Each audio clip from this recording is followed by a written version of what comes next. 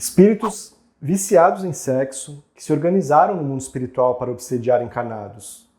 Sim, isso existe e são realidades que precisamos entender, conhecer melhor.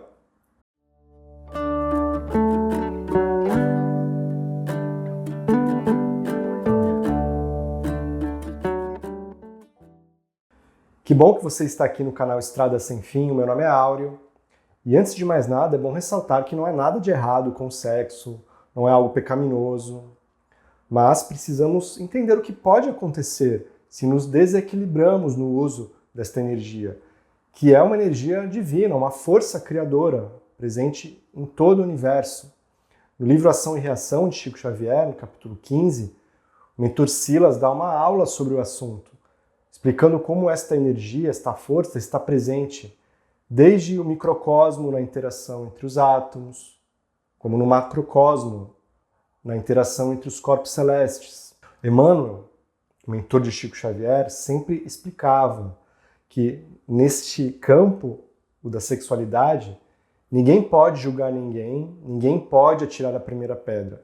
Todos somos ainda aprendizes, todos estamos aprendendo a lidar, a sublimar esta energia.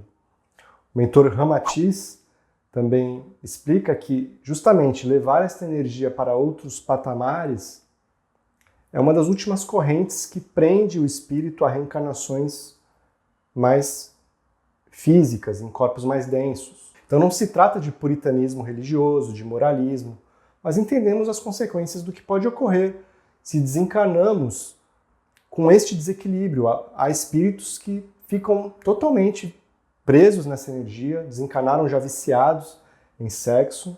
E embora espíritos com seus corpos astrais possam fazer sexo, eles procuram os encarnados para os obsidiarem, interessados nas energias mais densas, nas energias mais animalizadas dos nossos corpos físicos, que produzem para eles sensações mais fortes. Mas nem todos os casais estão sujeitos a esta vampirização.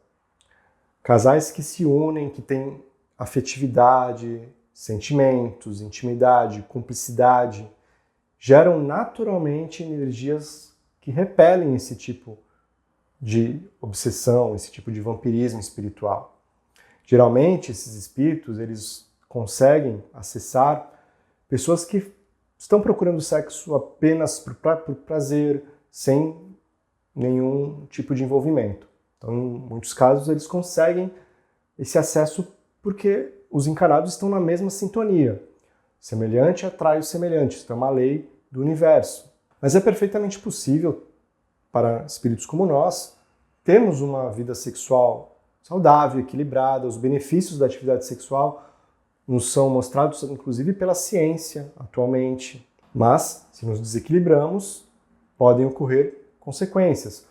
Os instintos são como um cavalo selvagem, que precisamos domar para que ele nos conduza com segurança onde queremos chegar. Se soltamos as rédeas, não sabemos onde podemos nos precipitar. E a repressão dessas forças pode ser ainda pior e nos conduzir a desequilíbrios até psiquiátricos. Então, neste caminho, precisamos encontrar ponderação, equilíbrio. O relato que iremos trazer está no livro Sanakhan, Um Mestre no Além 1, de Luiz Roberto Matos. Eu não conhecia o trabalho do Luiz Roberto Matos, só li este livro dele, que foi indicado pelo professor Wagner Borges, no prefácio do livro Viagem Espiritual. No prefácio na introdução. Então eu fui atrás e li e fiquei muito impressionado com um relato que ele traz no capítulo 17. Neste livro, Luiz Roberto Matos, ele traz experiências da juventude dele, quando ele começou a ter projeções astrais lúcidas. Após algum tempo, após várias experiências, ele tem contato com seu mentor espiritual, Sanakhan, que era um espírito que nas suas últimas encarnações na Terra havia vivido na China. Então ele se apresentava com as características de um homem chinês, a visão espiritual de Luiz Roberto Matos. E Sanakhan passou a levar Luiz em projeção astral durante o seu sono físico, desprendido do corpo físico, passou a levar o seu pupilo para vários aprendizados no mundo espiritual. de modo que ele pudesse relatar as situações futuramente para que outras pessoas pudessem também aprender. E no capítulo 17, Luiz narra essa experiência, quando, uma certa noite, Sanakhan o levou a um bairro de Salvador, onde se reuniam casais de jovens namorados para namorarem em seus carros, uma prática que era mais comum algumas décadas atrás. Então, Sanakhan e Luiz Roberto Matos perceberam que alguns casais estavam sofrendo esta vampirização de espíritos viciados em sexo que participavam ali do ato, e os encarnados que são alvo desse tipo de vampirização, eles perdem também muita vitalidade. Porém, havia casais que não sofriam nenhum tipo de aproximação, justamente porque não davam a sintonia. Geralmente são casais que têm afetividade, que têm sentimento. Isso é um repelente natural à ação desse tipo de espírito. E o Luiz Roberto Matos percebeu que um dos casais, ele estava sendo sim alvo da atenção de um espírito com intenções escusas, mas ele não queria vampirizá-los ali. Ele estava intuindo para que eles procurassem um motel das proximidades. O que aquele casal acabou fazendo? Sanakhan explicou para o Luiz Roberto Matos que aquele espírito fazia parte de uma organização do mundo espiritual que dominava aquele território, no caso aquele motel. Então eles seguiram o casal para que o Sanakhan pudesse explicar o que estava acontecendo. É claro que não a título de curiosidade, mas por conta do aprendizado que isso traria para o Luiz Roberto Matos e para pessoas depois que lessem os seus relatos. E ao chegarem a este motel, o Luiz Roberto Matos ficou muito impressionado, porque ele estava todo guarnecido por espíritos desencarnados que faziam parte dessa organização do mundo espiritual. E para surpresa ainda maior de Luiz, eles não deixavam que outros espíritos desencarnados entrassem para vampirizar os encarnados. Somente aqueles que eles autorizavam. E quem que eles autorizavam?